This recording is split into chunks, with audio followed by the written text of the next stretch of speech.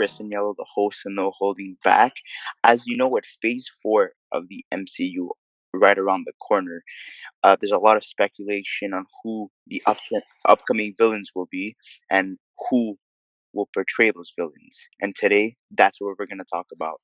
So today we got Mass helping us with the upcoming villains in the MCU. So Mass, you can introduce yourself. Hey guys, I'm Mass. Pleasure to be here. No problem, man. So, as you know, there's been a lot of speculation on who will be cast as the upcoming villains in the MCU. So, um, what type of characters or what characters can we see in the upcoming films? Well, one of the big ones everyone's expecting now that like Disney has the rights to all the Fox stuff, like Doctor Doom, he's the big one. One of the things we've been lacking for like in this universe now is the big villains that Fox and like Sony have been holding back from Disney. Yeah, and ever since Disney acquired the rights of Fox, they have a lot more characters to play with, Hmm. and major villains as well. You have a lot of Spider-Man villains now you could use. You have a lot of X-Men villains, and you have a lot of Fantastic Four villains you could use as well. So Doctor Doom, obviously being the staple that he is, one of the biggest villains in Marvel history, especially in the comics. You know, um, who do you have cast in that role? So for Doctor Doom, knowing his like backstory, personally, my only issue with casting him, I feel like he's more of a voice acting cast than an actual casting, only because I feel like so much of it is like in the power of his voice. He's very much a Darth Vader, which is which is like my only issue because I would have like my honorable mention for this is Danny Glover because I feel like he has such a powerful voice that he would have been able to pull it off. But my actual casting for him is Dan Stevens, who you may have recognized from shows like Legion, and he was the voice of Beast in Beauty and the Beast, and he has like a very powerful voice, and he looks the part a little bit. So he's the guy I thought would be good for the job. Well, yeah, I definitely understand what you mean by powerful voice. So if you Mm. saw Eurovision on Yeah. Netflix, you could see him as the main bad. He's one of the singers, one of the contestants on the Eurovision movie, Will Ferrell. You could check that out. Yeah, he has a fantastic voice. Thing is, I feel is that it's not like that proven, and that's the problem. We need Mhm. someone that has already established himself, someone that has that body type, and that vicious looking face that comes with playing Doctor Doom. For sure. And for me, I have Nikolaj Coster-Waldau, the uh, the guy from Game of Thrones. The reason why I chose this guy is, yeah, he's 48 years old, so he's in his 40s, which what I would think is the perfect age for Doctor Doom to be in his 40s. Especially that you have a lot of guys in their 50s portraying heroes. Why can't we have guys in their 40s or 50s playing villains? Um, you know, on the show, he's an evil guy of royal blood. Doctor Doom doesn't come from royal blood exactly, but he established himself. He goes to Latveria, and he overthrows the king there and declares himself king and is the new ruler of that nation. So I think he could pull it off. He's a very tech savvy guy. He's a sorcerer. He's very smart, and Mm. that's what makes him so superior. The problem is that we've never seen an incarnation of him in past films where it shows his sorcery, or it shows that he's like a fantastic ruler, and he could be vicious at times. We always see that tech savvy businessman, and that is not the portrayal, sorry, that we need to see for Doctor Doom. Yeah, no, for sure. You make a good point. One of the things I feel or that I want from the MCU is they've been lately going very comic accurate, and I feel like some of the lacks that Fox has had is they don't always go comic accurate, and it's gone well for them in some cases. Like Hugh Jackman's a great Wolverine, but like it would have been so much cooler to see him in the full costume and like go all the way, you know. So like I'm hoping Doctor Doom is like he's not as powerful as Thanos for sure, but he's an Omega level villain where he can be up there with like fighting the Avengers and the Fantastic Four at the exact same time, and he can handle it. Like he's that powerful. So I'd like to see what they do with that. Well, if I'm not mistaken, I think he was one of the holders of the Infinity Gauntlet at one point too. I'm pretty sure, yeah. Like he's up there. Like he's for sure like he's not to be taken lightly. No, at all, to be honest. Hmm. We've seen him go up against the Avengers. We've seen him go up against Spider-Man in comics. Hmm. Spider-Man has teamed up with the Fantastic Four in a lot of issues, and we've seen uh, those five characters, fight Doctor Doom, and he could easily take down any of them by himself. Uh, I just feel that in upcoming films they need to go comic book accurate. We've had too many adaptations of people like directors and businesses like Sony, for example, and Fox that have tried to spin their own take on it. And I feel that, yeah, nostalgia is there. People love those movies, but it's not what we really expected going into the movie theater during that time. Now we're in a day and age where a lot of stuff are comic book accurate. You know, DC, Marvel, going head to head as usual, but this time with movies. You know, um, Marvel already established themselves as the pillar that they are right now, and I feel that they need to start building towards that even more, going into this new day and age with Phase Four, which is basically like a mini uh, reset or reboot, I would say, of the Marvel cinematic universe, because a lot of your main core will not be back from the three previous phases, and now you're starting to establish a new Marvel Cinematic Universe, with new characters, and obviously you're taking some secondary characters from the past phases and establishing them as main guys, especially with Young Avengers, which I would see happening in the future, and these new big bads coming into the picture. Yeah, for sure. See, yeah, the only sad thing or like downside to it is now that we've hit like phase three with such an epic like climax to everything they've been building for the last like 10, 12 years, it definitely like it's gonna have to slow down in their quote unquote, like you said, reboot. Because now they're trying to reestablish new characters and they're trying to like show what the world is after everything that's already happened. And I think Doctor Doom, while he might not show up anytime too soon, I feel like when he does show up, I want to see the green cloak. I want to see the metal, like the costume. I want the whole, the whole thing. Yeah, and Fox has done him. I mean, I would say the first two Fantastic Four movies, I would say his costume is pretty comic book accurate. Just his origin wasn't. Hmm. Um, at least they got one part right, but the reboot of the Oh, original Fantastic Four was just horrendous. yeah, disgusting.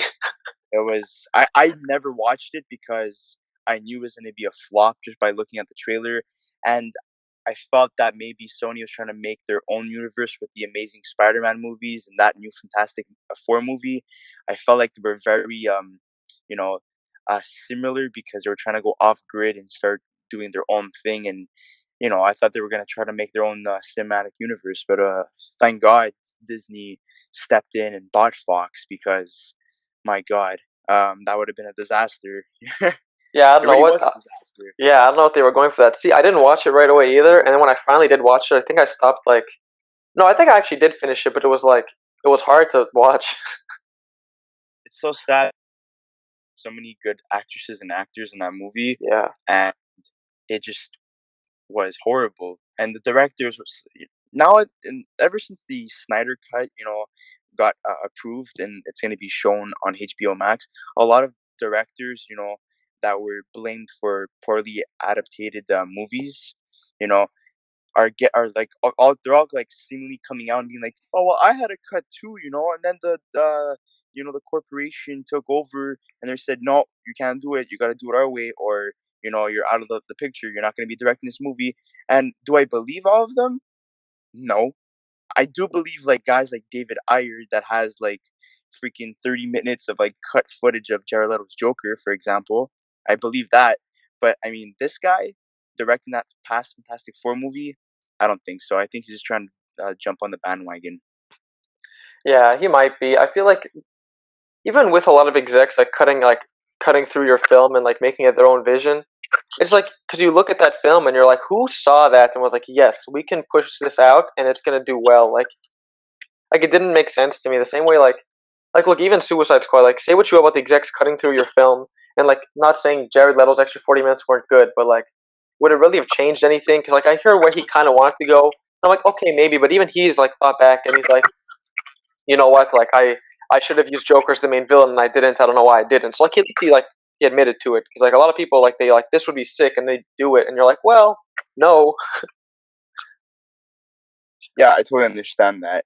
And moving to our second villain, yeah, this is Spider-Man's biggest nemesis, obviously, and that is the Green Goblin. indeed, one of the big greats. Okay, so Yes. for the Green Goblin, so Green Goblin is he's very much you can compare him to Tony Stark if he was a bit more evil-minded and corrupted, but he's like he's a businessman first, and it's almost like he has a second personality. Like he kind of loses it sometimes.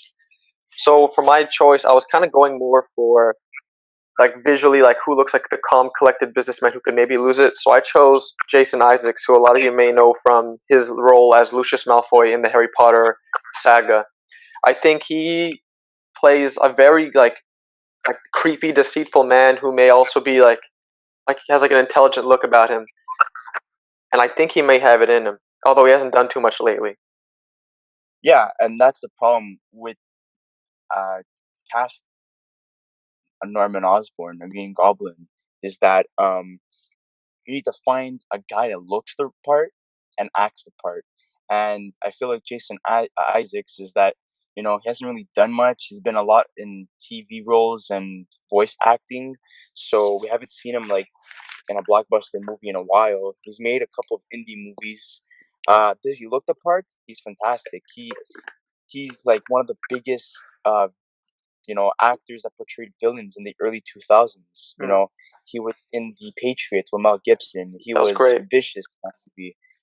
He kills Heath Ledger's character, which is Mel Gibson's son in that movie. Hmm. And I think he also kills the younger son too, like a guy who kills like little boys and stuff and like teenagers, in front of your father and in front of the rest of the family. That's what you want as a villain. And that's what you want in a Norman Osborn. He doesn't mind crossing the line, and you know, even if he discovers Peter Parker's identity eventually, you know, he's gonna go after his loved ones. He's gonna go attack someone like a Gwen Stacy, MJ, a Aunt May. No, for He's gonna sure. pass that line, No, I and feel like he I definitely has it in him. I just don't know if you're right. He hasn't been in a lot of things lately, for sure. yeah, and you need someone that's coming off big projects and that you know um that has that evil grin, that Norman Osborn has. We're not talking about a Joker grin, talking Mm. about like a Norman Osborn like smart ass but like creepy and like mysterious grin. And that's Tom Cruise as my Green Goblin. After the Edge of Tomorrow 2 and in the last two Mission Impossible movies that he's filming in the next like 3-4 years, uh I think Norman Osborn should be in his 50s, like late 40s, early 50s. So Tom Cruise fits the bill for that. You know, he can act like an industrialist. I think he has that. He's very good looking. He's stylish. He's persuasive. Um, and he's low key crazy. And he has that sinister smile. I've seen that in a lot of movies before that. He has that grin. Um, the problem with his acting abilities is that he hasn't really played a lot of villains. He played villains in Collateral alongside Jamie Foxx. He played a villain in Interview with the Vampire alongside Brad Pitt. And after that, it's hero after hero after hero. And I think he's been typecast in that role. And I think that since he was in consideration for Tony Stark originally, until it went to Robert Downey Jr. because Tom Cruise wanted too much control, creative control on that movie. So that casting someone that's very similar to Tony Stark, but obviously in a villainous role, I think it's Tom Cruise. He's very bizarre, especially with his Scientology. He could rock a suit. Obviously, we've seen multiple times, especially in the Mission Impossible movies. Uh, and yeah, and that's why I have him as playing the Green Goblin. Yeah, it's a good choice. I don't know what it is about Tom Cruise. It's not even the typecasting. There's something about him that like whether it's his face or not. I get the pick. It makes sense. but there's something about it that doesn't like sit well. I can't point it out whether it is whether I just don't know if I can see him fully playing it. Like you make great points, but like I feel like on the end of the day, Green Goblin's gonna be a random like it's gonna be a random choice that you're gonna see and go like what? No way, because I feel like it's gonna be an actor who like maybe had like we like both the actors we chose have been in similar roles or been in positions where they can show off like Norman Osborn, Green Goblin like type of a character. But I feel like Green Goblin's probably going to be like he's going to be like a Heath Ledger Joker. It's going to be they're going to cast someone who you're like, no way, really, get out, and he's going to do it. And you're like, whoa, that's going to be a surprise one. 'Cause that's a big one. Like Green Goblin's going to have to be a like Doctor Doom's big, but like Green Goblin is like just as big as Spider-Man. Like he's up there. Yeah, and you need to make sure, especially with these three guys. You have Hmm. Magneto, Doctor Doom, and Green Goblin. So yes, we're gonna be talking about Magneto next, obviously. You need to make sure that you hit the point when casting these guys, because these guys are three big bads Staples. in upcoming movies. Yeah, exactly. And these guys are going to be in multiple films. They're not going to be in just one film where the actors or the character is going to be killed off at the end of the movie or halfway through the movie. These guys are going to be showing their face in multiple movies. You need to make sure that you have dedicated guys that are going to be willing to star in not just one, but possibly 3 or 4 movies. For sure, which is why it's exciting because like Thanos out of the picture, like who else can come after this? And like I think Thanos is definitely like an A-lister, and these guys are like B, A, Bs. Like they're not as big and like menacing, but like Green Goblin is like Spider-Man's #1. Doctor Doom is like he's even like global threat. So like we're definitely like these are the next big guys to take like Thanos' spot. Yeah, they're not like you're not like a Thanos where he's like a guy sitting back and controlling from from the background. Just like he's like the puppet master, and like his little like puppets are doing all the dirty work leading up to like a showdown. These guys are gonna be like up and coming. They're gonna be in your face.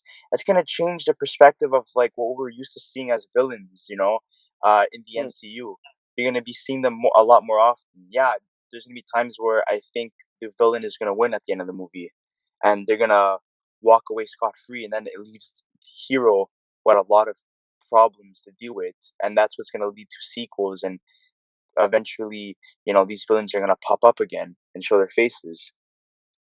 Which is why I think these villains are such like it's exciting to have them like all in the same like playground now. It's the first time we've ever had them all in the same spot, and I feel like it leaves room for maybe even like because Doctor Doom has fought Spider-Man and so has Green Goblin. Like it'd be like in Green Goblin, I feel like it's more personal because like he's not just like a Doctor Doom where he's like a big massive threat. Whereas Green Goblin, like his son is best friends with Peter, so like it just makes things all kinds of weird.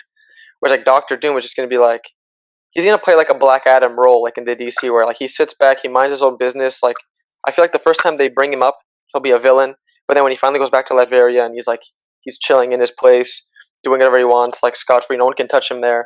I feel like it's been an interesting role because like there's been times in comics where the Fantastic Four and X Men have to go consult Doctor Doom about things, and like he's not always like doing bad things, you know. Like sometimes he's just chilling and like he's ruling over Latveria. He's not bothering anyone, but then sometimes like he's planning in the background. So one day, like he's ready to strike.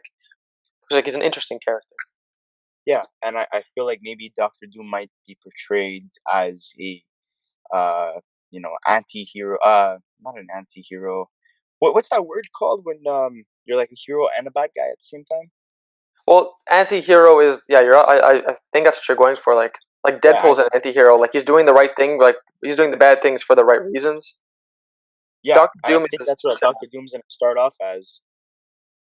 well because he's supposed to be a complicated man. Like similar to even Magneto. They don't like Green Goblin is kind of like a psycho.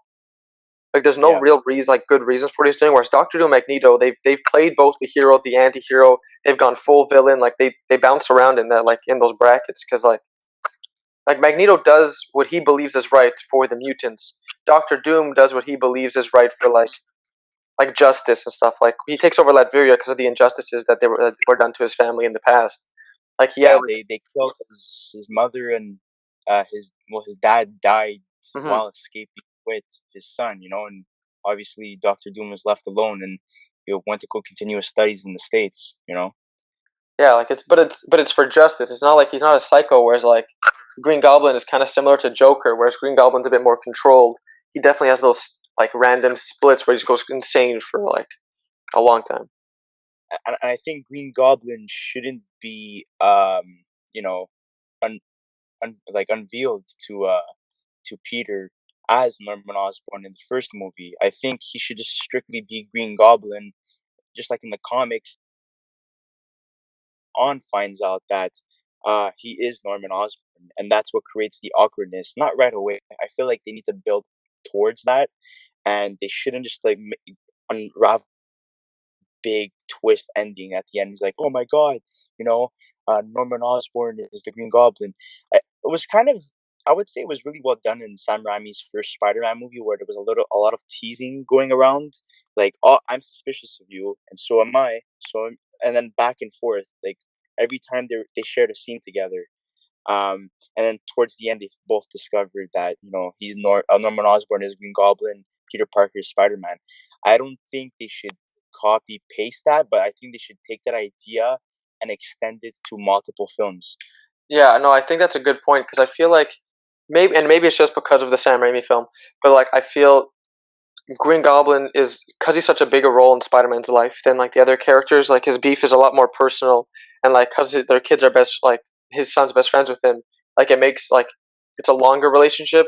Which even if they do it in one film, like I don't want that anymore. Like I'd like it if maybe Spider Man 3, like Norman Osborn exists, and like Harry goes to school with him, and like Norman is just like he's interested in Peter. Like like he thinks something's up, and he's like whatever of him, and like he's slowly building his Green Goblin persona. And then maybe the fourth film, right? Like he starts building a Sinister Six. You know what I mean? Like involve him in a film as just Norman before you pull out the Green Goblin stops. Yeah, exactly. I'm totally in agreement with what you have to say. Um, I think Marvel is really good at developing their characters slowly and just really taking their time. So, once we're introduced to those villains, we feel like we have some type of connection with them, or they have enough meat to their character that, we could feel a certain way towards them. No, for sure. I think that's a great point. Like one thing I'm really like I like how they're doing it now. Like if you look at Mysterio and Spider-Man: Far From Home, they stuck to the classics, more or less like a similar origin, where it wasn't like the exact same origin, but like they played with like that concept of the origin. But Mysterio, I don't think has enough, like you said, meat on him to develop him in the long term. Whereas I think Green Goblin, Doctor Doom, and Magneto are characters that they can introduce early on, but continue to play with throughout like the phases that continue throughout Marvel, like their film universe. The same way Thanos was kind of showed it like during Avengers when they used him a bit in Guardians of the Galaxy, and then they started to like use him more and more as they went on. Would you think that Mysterio is truly dead? Because if you really think about it, um, in Sam Raimi movies, you have always had a villain that ultimately passes away at the end of the film. But this is the first time in Tom Holland's universe that we've seen a villain pass away. So do you think this is the end for Jake Gyllenhaal's Mysterio, or did he fake his death and pull one of the biggest tricks in the book? I really hope he did. Jake Gyllenhaal's performance in that film was phenomenal, and I know that even though Spider-Man, when he had the glasses on, he was like, "Is he really dead?" And she was like, "Yes." I feel like he already like had like one or two plot twists in the film. I feel like he was definitely aware of like he definitely thought like, "What happens if I lose this fight?" I hope he had a backup plan because I want him on like the Sinister Six. If they make a Sinister Six, I want Jake Gyllenhaal on that team for sure. You think maybe his cockiness got in the way, and that's what led to his demise? Maybe a little bit. I hope that they're not done with him. I feel like he did such a great job in that film. And like you still have Michael Keaton who's still around playing the Vulture. Like they can build like an A-list Sinister Six, and it can be one of the craziest things like on film.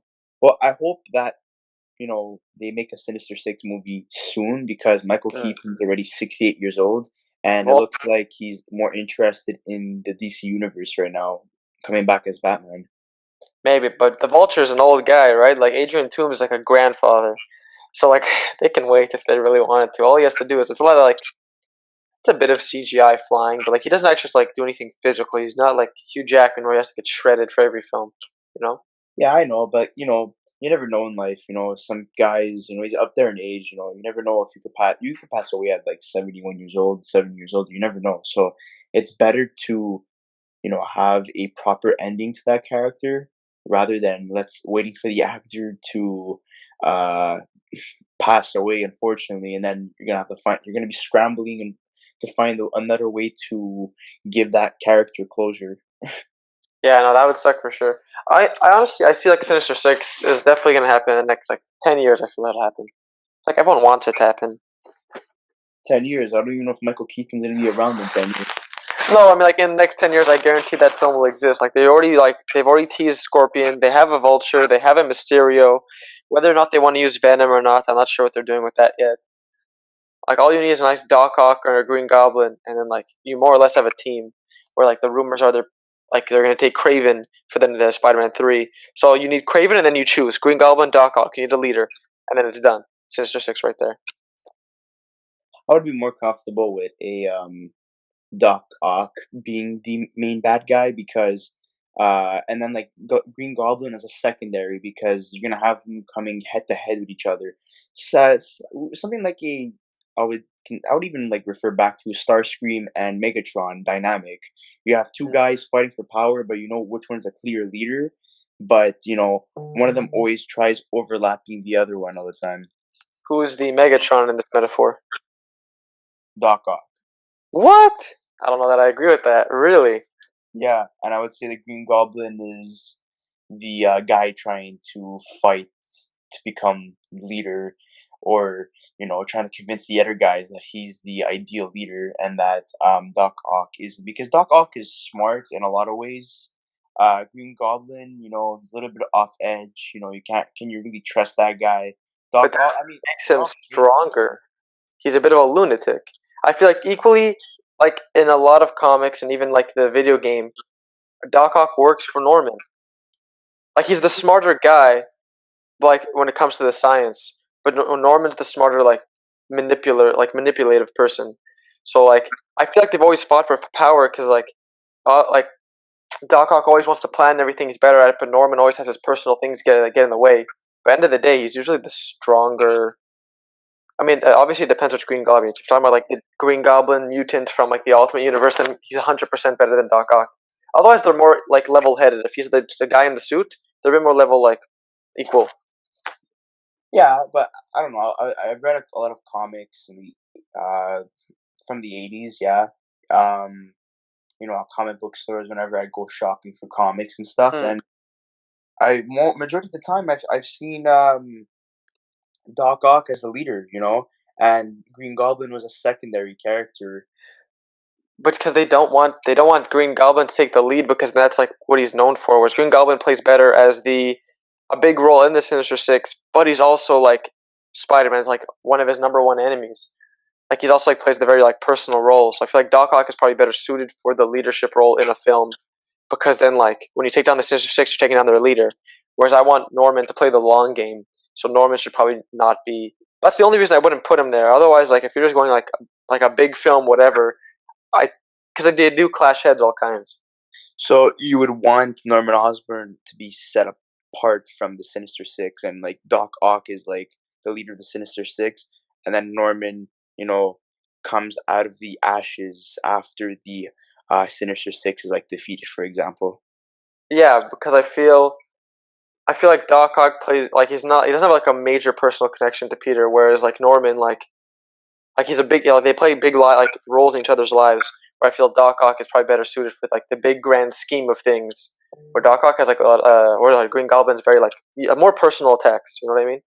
Yeah, and I totally understand that. Honestly, you bring a lot of good points, even though like I'm not in agreement with everything Mm-hmm. that you said, and that's totally normal because it's just a discussion or a debate, whatever you want to call it. But yeah, actually, it's an interesting point that you brought up that Norman should be set apart from the Sinister Six because I felt like maybe it takes too much away from his character because he should be established as the one and only, um, the go-to nemesis, something like a Joker and Batman dynamic, and try to have that play out between Peter and Norman. I think that would be really fantastic to have, and Exactly. and I think they could do that also with Magneto and Professor X as well. Yeah, for sure. If we're gonna transform over, like even Magneto, as big as a threat as he plays, he's a long term character. Like I feel like Doc Ock is a great character, but I feel like he's not necessarily a long term character. He might make an appearance in one film that like quote unquote die or go away the same way Mysterio does, but he'll like probably reappear. Whereas I feel like Norman Osborn's a consistent in his life, whether or not he's like taking a main part in the actual film. He always exists. He has the big company. He's best friends with his son, so like they always have that. They need to start looking at creating one-on-one rivalries that are gonna last like throughout films. Hmm. Yeah, people might say Thanos and Iron Man were like, that, you know, uh, back and forth presence where like every movie, they were going head to head. But in reality, if you really think about it, not really. He dreams about Thanos. Thanos knows about Tony. You know, uh, there's somewhat of a foreshadowing happening. But then when they really face each other, yeah, you have that dynamic in two movies. But I just feel like there's something missing there. Where a Professor X versus Magneto or a Green Goblin versus Spider-Man might have more in-depth story analysis to develop both of those characters' relationship. Yeah, because it's more of a long term fight than like a one film fight, which is more interesting. Like And having like Magneto always in the picture, but never always in the front and center. It doesn't always have to be. yeah, and speaking of Magneto, Mm. who would you see portraying that character? So it was a hard person to look for because we don't necessarily know the origin they're gonna play up. I chose my character if they were gonna go for the comic origin where he's a German Jewish kid and like all that stuff happens to him. So ironically, I chose Nikolaj Coster-Waldau for my Magneto. I feel like Doctor Doom and Magneto share certain personality traits where they're both calm, collected guys with these outbursts and like they don't fully understand. Like they're willing to cross certain lines that like normal people won't, like people with like moral values won't. And I feel like he can play both those, but like he might have to be a bit older because Magneto should probably be a guy in his like 50s, 60s. Like he should be an older man when it comes to like Magneto time, not like because his origin story could be like a younger child and they just skip over. But I feel like he has like when you see him in Game of Thrones, he's played he plays a villain, but he also plays a bit of an anti-hero, and like you slowly see him change, and like those are the ranges Magneto hits. Like he's kind of a villain at the beginning, but then once he tries to understand Xavier's point of view, and he kind of comes to like a bit of an anti-hero where like he'll help them out, but he'll still be killing people. But, like they try like put him like stop killing people, whatever. But then like sometimes he'll be like, no, you guys don't understand. Like you're doing the wrong things, and he'll go full villain again. Like I feel like Nikolaj has that range. Well, it looks like he's very popular in our lists, Yeah. even though he's like two separate villains on our list. And I think if we both have the mentality that he can play either or, I think he will be cast eventually as Magneto or Doctor Doom.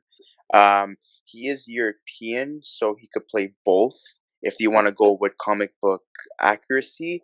For But sure. in my case, I'm going based on the rumors that were announced or that surfaced about a year ago, where they want Magneto and Charles Xavier to be portrayed by African Americans, and Mm.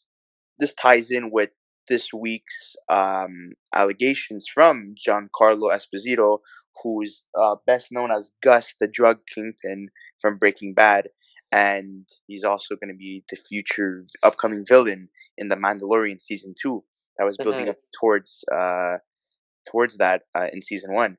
So yeah, so I'm gonna go based on that. So I think Giancarlo Esposito, yes, he's 62 years old. I think Magneto should be portrayed by an elderly actor, not too old. He could easily portray someone in his late 50s if he wants to. Magneto in the comics was portrayed as a elderly man with white hair and stuff. Yeah, they could easily do that with Waldo. Um, dye his hair white or something. They could easily do that, but maybe in long term, your idea works. Because you have a younger guy, I would say, so he could be in multiple movies. But if you want to go based on what they want to work on, what they're moving towards, yeah.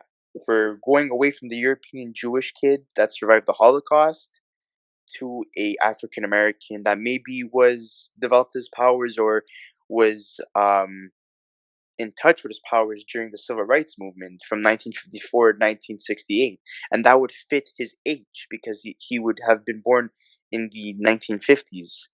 So um I think he fits that timeline, and he has that. If you've seen him in Breaking Bad, and if you haven't, you should Yeah. definitely check this out. Um, as Gus, you see him. Sometimes he has remorse. He acts all nice and stuff when he works for the uh, the um, the the chicken place there. I forgot the name. You Los see him as a nice, Polos. yeah, Los Polos. Yeah, you see him as a nice, understanding businessman. It's okay, whatever. But then once he leaves that company, and you see him as the drug kingpin, and you see his origin story, where you know he massacres a couple of guys at a pool party, or um, you know, where his like one of his associates dies. You see that chilling, like heartless, cold character that he could portray. And Magneto is like that. Sometimes you catch him on a good day, sometimes you catch him on a bad day. And when he's pissed, he's really mad. And he's gonna do things that he may regret in the future, but it's motivation that was built up from something that happened beforehand. And I think Giancarlo Esposito would be perfect for that role. Honestly, we've already seen two like Magnetos that are pretty comic accurate in origin. So I'd actually be very excited and like fully okay with that because Giancarlo Esposito has range. I think he's a great actor. I'd love it for them to spin it off to another origin story, like change it up a little bit because we've already seen like two iterations of like the same ish character, and I think he'd. I really do think he'd also be great. He just like yeah, like he has like the psychotic range where like he's very calm, collected, but then he also goes like off and like rages and like when he gets angry, like he controls a room when he's acting sometimes. Yeah, Like I've and seen Breaking Bad, so like yeah, great perfect. choice. Yeah. Yeah, I think it's a perfect choice, to be honest, and Mm, I'm glad that you're not in agreement with me, but you understand my point of view, and you would for you would be sure. okay if that actually happened. Um, you know, if you really, I think Marvel is really interested in him, and I think he's very interested, obviously, because he's voiced his opinion in starring in a Marvel movie. And if you really look at older guys, older villains, because I highly doubt he's gonna play a hero. Um, if he wants to play a villain, who can he really play that's up there in age? You're not gonna play an old Doctor Doom. Doesn't make any Mm. sense. You're not gonna play an old Green Goblin. It doesn't make any sense. Who's old in the comics? If you wanna go comic book accuracy, and I think that's your guy. It's gonna be Magneto, and you're gonna have someone close to him in age playing Professor X, and you're gonna see an X-Men core in their 20s and 30s. That's what I think is gonna happen. Yes, I'm thinking of making a video about fan casting future superheroes in an upcoming episode. So if you want to check that out too, I would be more than glad. And hopefully we can get you back on the podcast for that episode too. I'd be honored to come back. Yeah. Um, yeah. Do you have anything else to say about Giancarlo Esposito, or Well, if he since he's already shown his interest, if they weren't going to cast him as Magneto, who do you think he can also play? Probably like long term, probably villain. I agree with you. I don't see him playing a hero. Who else do you think he could probably like play? I think Kang the Conqueror, because a lot Yeah. of CGI is gonna go into that, and I think he has a very menacing and chilling voice that he could pull off, Mm, and or maybe Galactus, but that's pretty much it. I think those are the three that he could play because he is an older guy. mm. Um, so if he doesn't really mind doing voice acting and just being CGI the whole time, it would be Galactus or um uh, Kang the Conqueror. But I think this guy is really hands on. I think he shouldn't be uh, thrown into CGI and just voice acting like Josh Brolin. Um, I think they should really put this guy in a Magneto costume. We've seen a lot of Magneto costumes in the Fox movies. He's worn, uh, obviously the cape and the helmet. Some of the costumes were more flashy. I think the most comic book accurate one would be Magneto's costume in Apocalypse. That's a great one. Yeah, that was my favorite one because it was very flashy. It had the purple and that red shade, had that vibrant look to it. It was very flashy, and obviously because it was Mm. taking place in the '80s, so it makes sense. Um, but the thing is that if you look at other costume designs, his costume was more dark, more, I would say more black than anything, to be honest, or gray. Like very vibrant red and purple. Yeah, and that's what they have to go for. And I think Giancarlo would kill it in that costume. I really hope that they continue going with comic book adaptations with their films, make that transition, which is going to come out beautiful on the big screen. Mm.